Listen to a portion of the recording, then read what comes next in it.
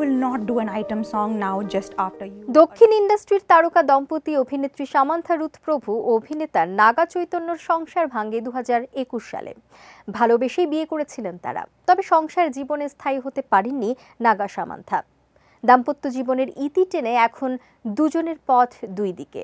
তবে এবার জানা গেল সামান্থার সংসার ভাঙার পেছনে নাকি তৎকালীন মন্ত্রী কেটি রামা রাওয়ের হাত ছিল। সম্প্রতি বিষয়টি প্রকাশ্যে আনলেন তেলেঙ্গানার বন ও পরিবেশ মন্ত্রী কোন্ডা সুরেখা। তার দাবি, নাগা সামান্থার বিচ্ছেদের পেছনে রয়েছে এক সুগভীর রাজনৈতিক চক্রান্ত। কোন্ডা সুরেখা বলেন, কেটি রামা রাওয়ের জন্যই সংসার ভেঙেছে সামান্থার। তিনি তৎকালীন মন্ত্রী ছিলেন।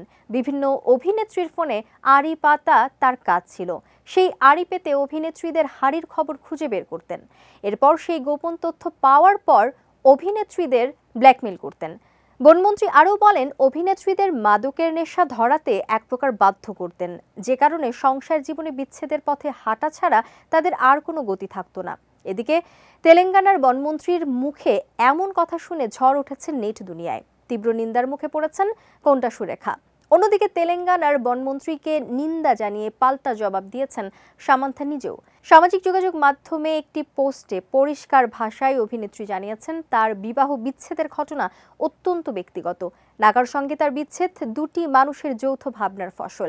এর সঙ্গে কোনো রকম রাজনীতি জড়িত নয়। বনমন্ত্রীকে উদ্দেশ্য করে সামান্থা বলেন, কোন্ডা সুরেখা, আপনি নিশ্চয়ই অবগত, একজন রাজ্যের মন্ত্রী হওয়ার সুবাদে আপনার কোনো বিষয়ে বক্তব্য অথবা মন্তব্য সমাজে কতটা ছাপ ফেলতে পারে। আপনাকে মনে করিয়ে দিতে চাই, অন্যদের ব্যক্তিগত বিষয় ও জীবনের প্রতি সম্মান প্রদর্শন করুন। অন্যদের ব্যক্তিগত বিষয় নিয়ে একটু দায়িত্বশীল হন।